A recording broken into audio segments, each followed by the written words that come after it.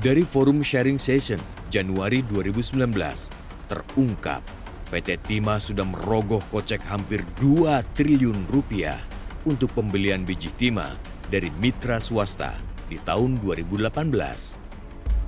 Realitas menemui Musda, mantan Kabid Pengawas Produksi Wilayah Bangka Induk, yang juga ikut dalam forum sharing session kala itu. Mantan karyawan PT Timah ini menjelaskan, direksi sebenarnya paham betul biji timah yang dibeli adalah miliknya sendiri, bahkan tidak menutup kemungkinan sebagian lainnya dijual ke smelter swasta. Kerjasama ini kan tidak urgent. Yang urgent adalah bagaimana program perusahaan terkait pengangkutan ini ataupun SAP ini kan berkadar rendah.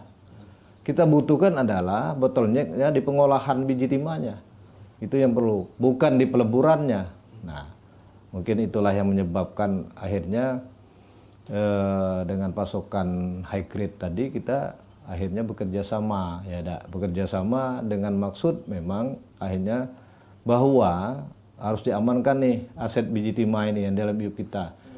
Nah, yang penting artinya barang atau biji produksi ini masuk ke PT Timah.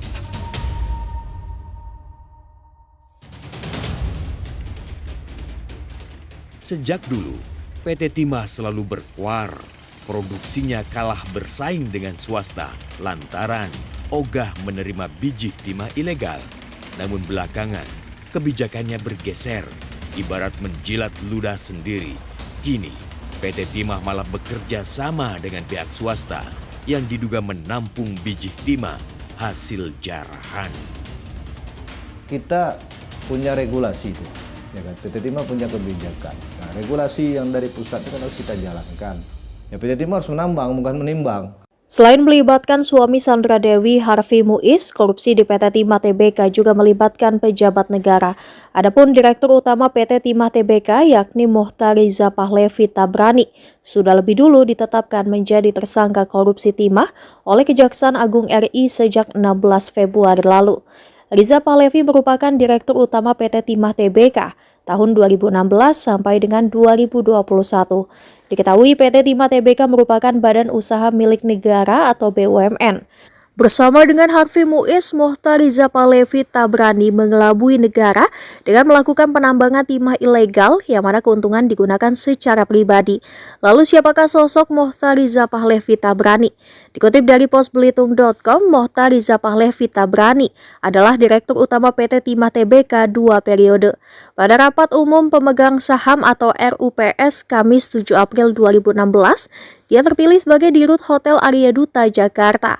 Lalu terpilih lagi pada RUPS Selasa 6 April 2021 di Ritz-Carlton Jakarta. Jabatan periode kedua Riza Pahlevi tak bertahan lama. Melalui RUPS luar biasa, dia dilengserkan dan digantikan Ahmad Ardianto pada Kamis 23 Desember 2021. Riza lahir di Jakarta pada 25 Juli tahun 1968. Pendidikan sarjana di Departemen Geologi di Universitas Trisakti. Lalu meraih MBA di Cleveland Universitas di Amerika Serikat. Riza Pahlevi pernah menjabat Direktur Keuangan di Perusahaan Gas Negara atau PGN, Komisaris PT Gas Energi Indonesia, dan Head of Corporate Finance dan Investor Relation di PGN. Kasus dugaan korupsi tata niaga komoditas timah wilayah izin usaha pertambangan atau IUP PT Timah yang ditangani Kejaksaan Agung atau Kejagung jadi sorotan. Sementara total tersangka pada kasus ini adalah 16 orang. Pertama, terbaru ada suami aktris Sandra Dewi, Harvey Muiz, ditetapkan sebagai tersangka dan langsung ditahan pada Rabu malam 27 Maret 2024 lalu. Kedua, Crazy Rich Pantai Indah Kapuk atau PIK Helena Lim yang juga menjadi tersangka sehari sebelumnya. Ia merupakan manajer PT Quantum Skyline Exchange. Ketiga, M. Riza Pahlevi Tabrani atau MRPT selaku mantan Direktur Utama PT Timah.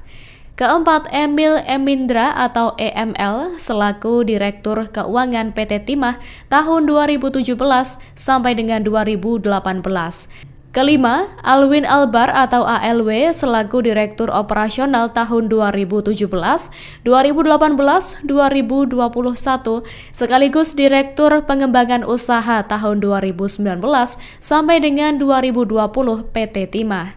Keenam, pemilik CV Venus Inti Perkasa atau VIP Tamron alias Aon atau TN.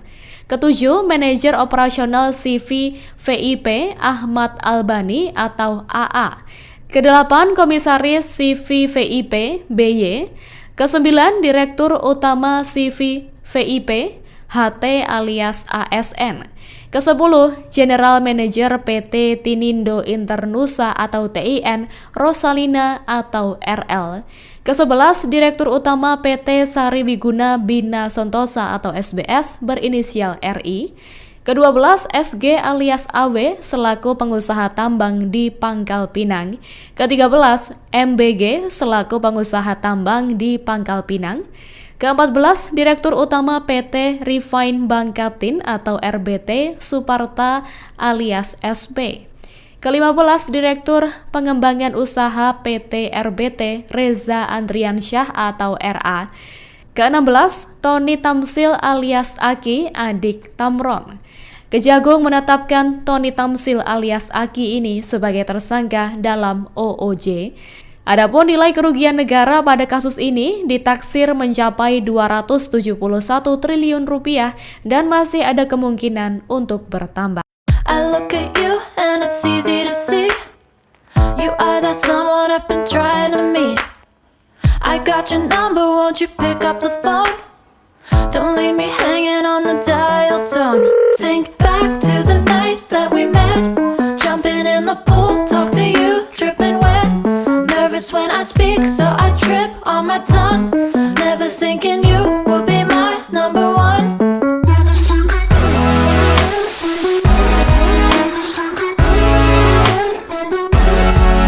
when I speak, so I trip on my tongue. Never thinking you would be my number one.